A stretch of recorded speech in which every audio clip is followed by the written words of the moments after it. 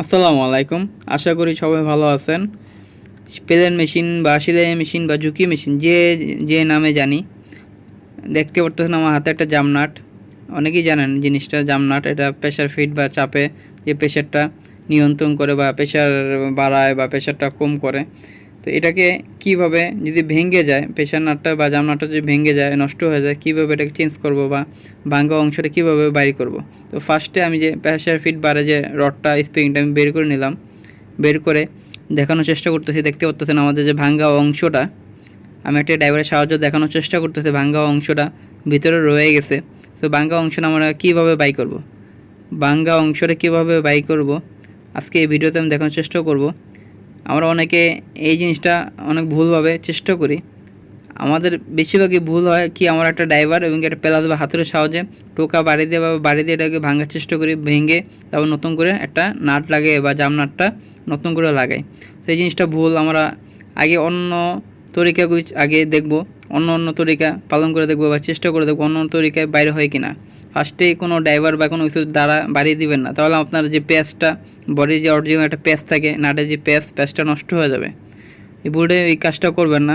ফার্স্টে হাতের আঙ্গুল দিয়ে ঘুরে চেষ্টা করবেন যে ঘোরানো যায় কি না। যদি তেল থাকে একটু তেল দিয়ে নেবেন, বা যদি জম স্প্রে থাকে একটু জম স্প্রে দিয়ে নেবেন।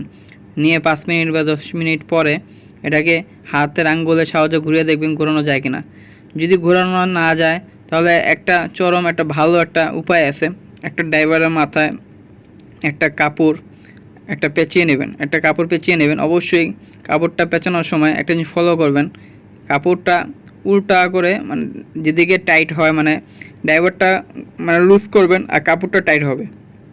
ড্রাইভারটা লুজ করবেন মানে ড্রাইভারটা নাটটা যখন আমরা লুজ করি সেরকম সিস্টেমটা হবে, তখন আপনার কাপড়টা অটোমেটিক টাইট হয়ে যাবে। সো দেখতে পাচ্ছেন কাপড়টা এইভাবে পেঁচিয়ে নেবেন। সো আমি পেঁচিয়ে নিলাম কাপড়টা উল্টাভাবে পেঁচাবেন।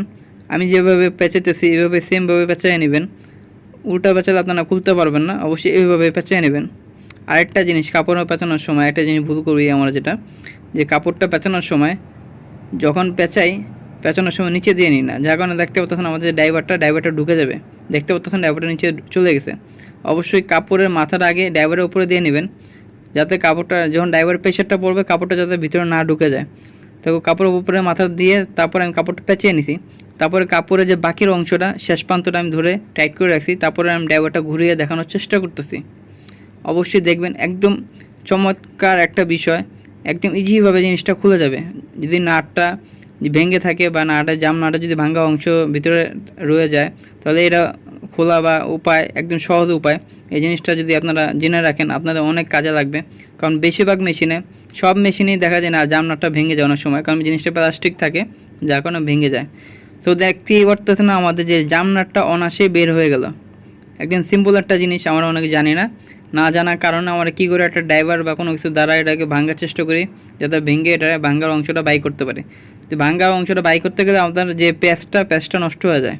অবশ্যই যে বডি যে প্যাচটা নষ্ট হয়ে যায়, নেক্সট টাইমে যে আপনার নতুন একটা লাগাবেন তখন এই সমস্যাটা হয়ে যায়। তো আমি ভাঙা অংশটা দেখানোর চেষ্টা করলাম, এটা খুলে ফেললাম। দেখতে পাচ্ছেন আমার যে ভাঙা অংশটা। তো আমি নতুন একটা নিব। তো নতুন নেওয়ার আগে একটা জিনিস আমি বলে নিই, আমরা অনেক সময় নতুন বাজারে যেসব পাওয়া যায়, বাজারে আমরা অনেক সময় চেক করি না। বাজারে আমরা যে পেশাবে যে জামনাটটা প্লাস্টিক একটা কোম্পানি হয়, এটা কোম্পানিও না, এটা একদম লোকাল জিনিস। তো দেখতে পাচ্ছেন আমি একটা কোম্পানি মাল নিছি। তো এটা একদম নর্মাল, এটা টাইটও হয় না বা এটা যে প্যাচটাও ঠিক নেই, অতিরিক্ত টাইট। যদি এরকম অতিরিক্ত টাইট হয় তাহলে এটা লাগাবেন না, অবশ্যই এটা লাগাবেন না। তাহলে এটা আপনার ভিতরে যে প্যাচের সাথে বা ভিতরে যে এটা আটকে যাবে। অবশ্যই ভালো মানের বা একটু ভালো দামে নিয়ে আসবেন। 2 টাকা বেশি হলেও জিনিস ভালো যাতে হয়, যাতে আপনার অনেক সময় দেখা যায় কাপড়ে ফেব্রিকে বুঝে আপনার জামনাটটা লুজ করতে হয়। সো দেখতে পাচ্ছেন আমাদের যে জামনাটটা এবং কি পেশা ভিডিও যে রডটা ভিতরে অতিরিক্ত জ্যাম, সো এটাও ফেটেও গেছে অলরেডি নতুন, কিন্তু এটা আমি 2 প্যাচ দিতে না দিতে এটা ফেটে গেছে। সো আমি আমার হাতে একটা কোম্পানির মাল আছে, দেখতে পাচ্ছেন এটা দেখতেও কোয়ালিটি অনেক সুন্দর। এটা আমি লাগিয়েও দেখানোর চেষ্টা করতেছি। আমি ফার্স্টে রডের ভিতরে ঢুকিয়ে দেখানোর চেষ্টা করতেছি। দেখতে পাচ্ছেন একদম ইজি। অবশ্যই আপনার রডের ভিতরে ইজি থাকা লাগবে, নাহলে আপনার অনেক সময় ফেব্রিকের সময় দেখা যাবে আপনার চাপটা ভাসা অবস্থা থাকবে বা চাপটাও উঠে যাবে। অবশ্যই এই জিনিসটা দেখে আপনার পেশা ফিরে যে জামনাটটা লাগাবেন, অবশ্যই এই জিনিসটা ফলো করবেন। সো আমি প্যাচটাও দেখানোর চেষ্টা করতেছি, আমাদের যে বডির যে প্যাচ বডির প্যাচের মধ্যে ইজিভাবে লাগানো যায়, নাকি আগে যেরকম দেখতে পারতেছেন যে সাদা একটা আমি জামনাটা লাগিয়েছি, জিনিসটা জ্যাম হয়ে গেছে বা টাইট হয় নাই।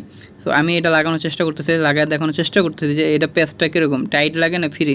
সো দেখতে পারতেছেন অনায়াসে ফ্রি, এটা একদম ইজিভাবে টাইট করা যায় এবং লুজ করা যায়।